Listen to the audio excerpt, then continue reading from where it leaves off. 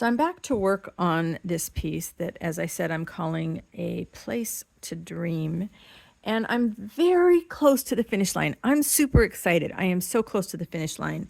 I have taken stuff out. I have cut out things that just no longer felt right. And I think it's because this piece started as a way to use up a lot of threads that I didn't have a lot left of, which turned out to be a little bit of a frustration because I kept getting bigger and then I didn't have any more colors and I had to blend.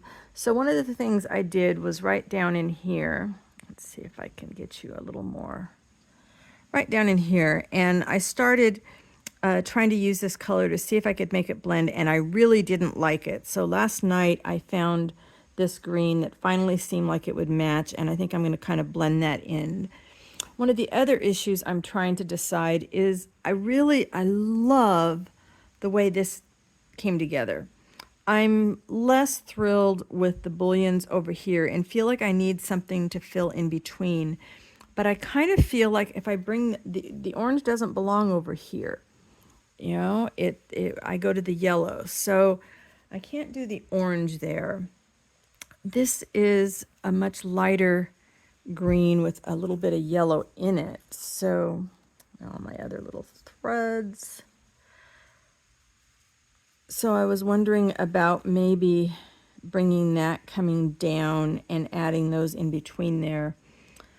I don't know. I'm not sure if, is that going to make it too matchy balanced, or the fact that I don't have any in between here. And that's the other issue, okay, is up in this area.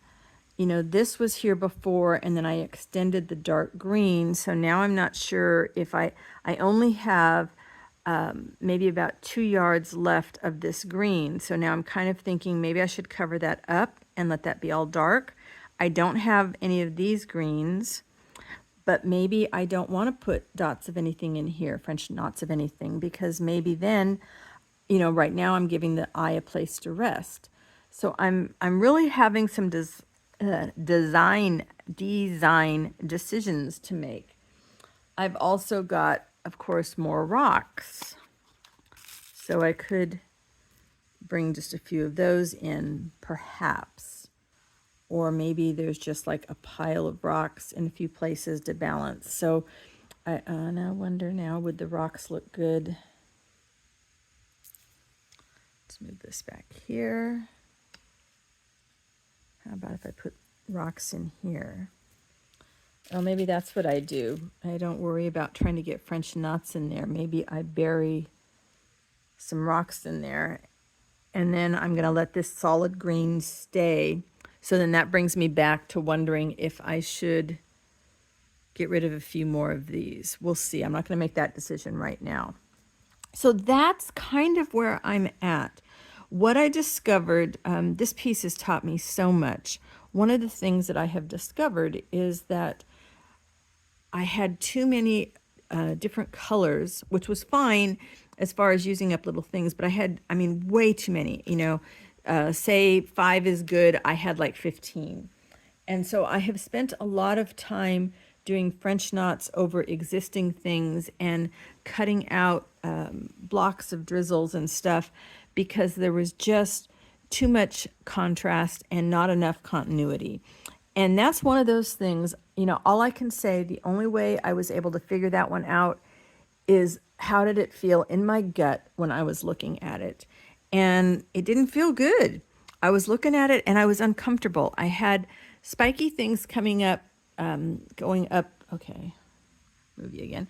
Going up this hill, I had this spiky rat tail cord, which looks beautiful, except it was only in that one place and it just really wasn't the right thing for there. So I had to cut those off, which was really kind of nerve-wracking because I had all this other, stitching there, and I didn't want to accidentally cut the French knots and discover, a month down the road after I sold it that it was coming unraveled. So that was kind of a scary thing, was thinking about how to keep it professional but clean up my messes. So I did a lot of trimming off of things. knowing that I was going to go back over. And then, I had a whole bunch of these green wools, but not a whole lot of it left. So I really had to be careful making sure I had the right shades that were going to blend. It's just, this is the process. This is part of the process. But what I'm really proud about, really, I mean, like super proud about, is that I didn't freak out. It was like, okay, this happened and I want to fix it and I can. And I was also prepared, even though I have hundreds of hours in this piece, I was prepared if I cut the stuff off and I couldn't fix it to let it go. And that to me says that I have really grown as an artist. If I was willing to let it go that easily, that meant I was growing.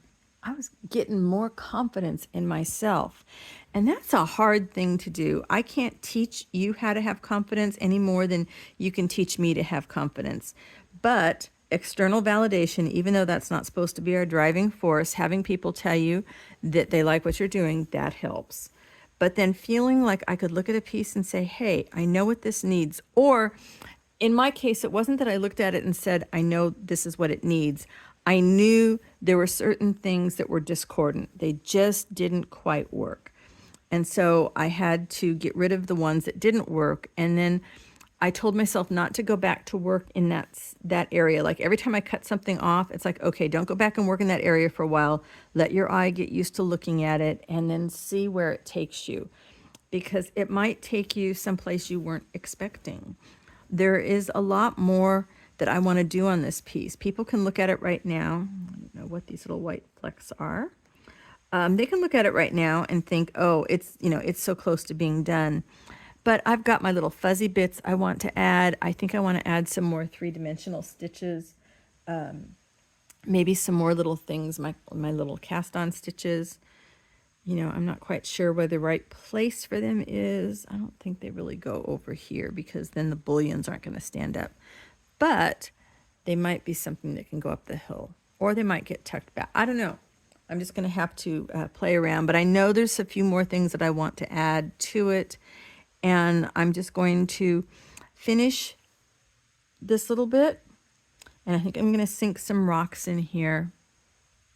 And then I'll take a look at this. So I'll come back and show you when I get to that point. Okay, I'm back and here we have the green blended in, and I did go ahead and add just a few rocks in between those bullion knots, and I think that was just enough to make it different than what's over here. I like that a lot. And then what I decided to do up here was just add a few big rocks, and I think that's going to be good. I just have to now go around and need to fill in some of my blank spots and add some fuzzy bits. But let me know down in the comments what you think.